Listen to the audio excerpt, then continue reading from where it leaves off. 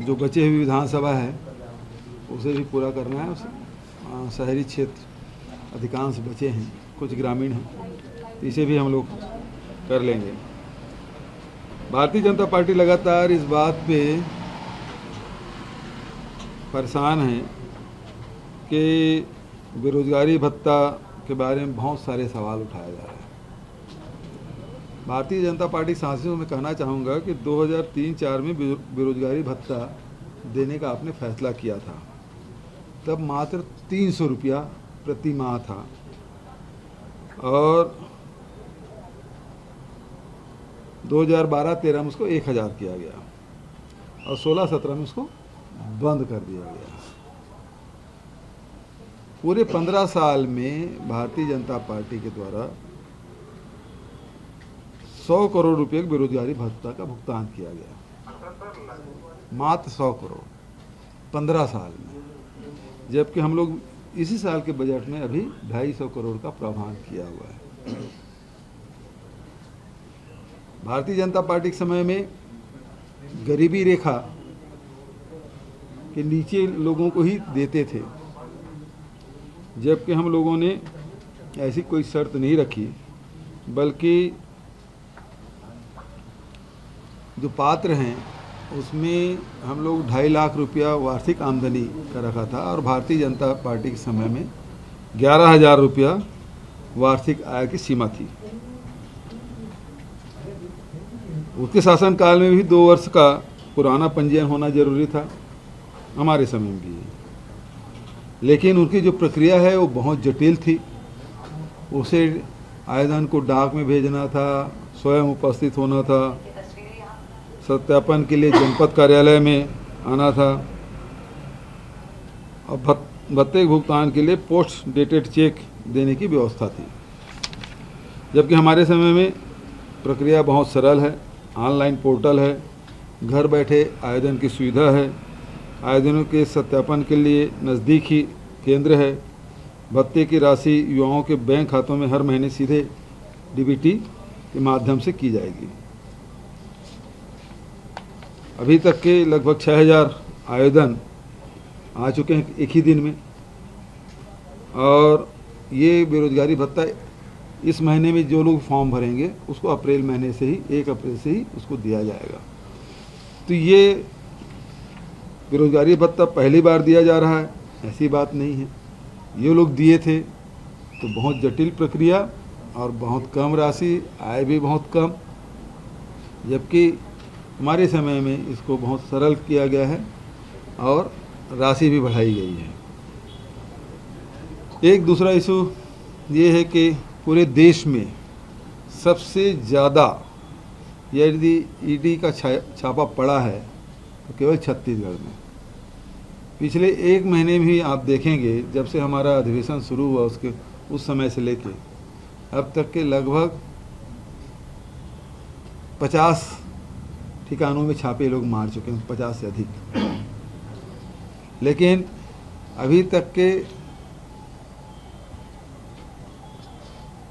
व्यापारियों के यहाँ, उद्योगपतियों के यहाँ कितने राशि मिली उसके बारे में कोई जानकारी नहीं है। हमारे कार्यकर्ताओं के यहाँ भी मारा गया, गिरीश देवांगन, सन्नी अग्रवाल, राम गोपाल अग्रवाल, विनोद तिवारी, इन सब कार्यकर्ताओं को भी मारे। कितना छापे में राशि बरामद की, कितनी संपत्ति बरामद की गई, कोई नहीं बता रहे हैं। इसका अर्थ ये है कि ये राजनीति से प्रेरित ये छापा है, अस्थिर करने के कोशिश की जा रही है और सेंट्रल एजेंसी का दुरुपयोग किया जा रहा है। जो बार बार हम लोग आरोप लगाते हैं वो सही सिद्ध हो रहा है कि ये केवल पूरे देश भर से ईडी के अफसर आ रहे हैं, महाराष्ट्र से, गोवा से, मुंबई से, मध्य प्रदेश से, कभी नागपुर से, इंदौर से, सब दिल्ली से, सब जगह से आके यहाँ बैठे हुए।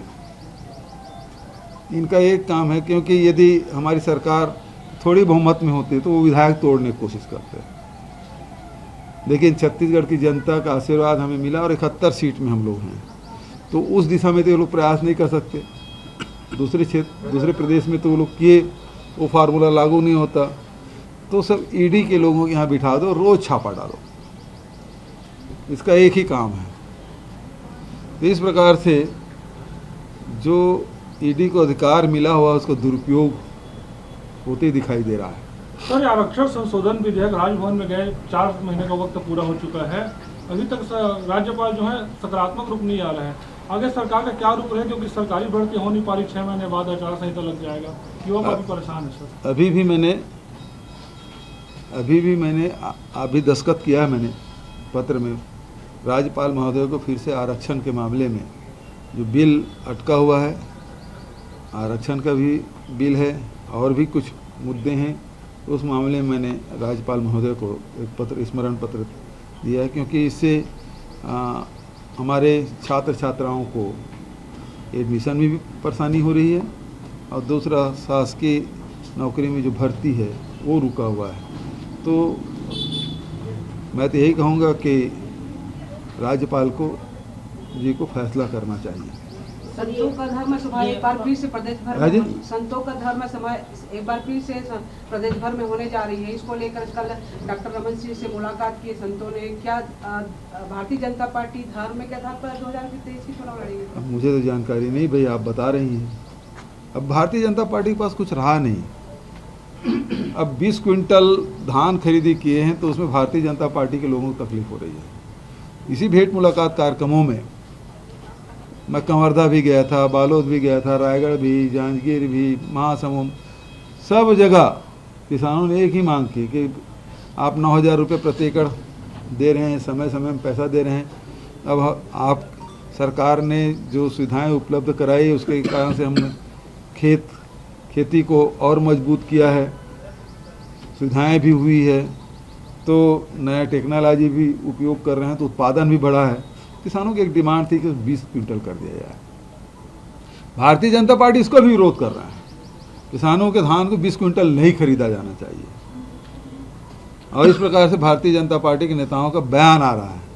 ये कितना किसान विरोधी हैं, इससे इस बात का पता चलता है कि ये किसानों का आय दुगुनी करने की बात जरूर करते हैं, लेकिन किसानों की आय दुगुनी नहीं करना चाहते। वो तो केवल धर्म के नाम से लड़ाते रहो और वोट कबाड़ते रहो, इनका एक ही सूत्र है। सर, ये बेरोजगारी भत्ता को लेकर के युवा में काफी उत्साह है, लेकिन धर्मलाल कौशिक इसे अप्रैल फूल बता रहे युवाओं के साथ। अच्छा, प्रधानमंत्री जी कल आए थे वहाँ मध्य प्रदेश में, वो भी अप्रैल फूल था।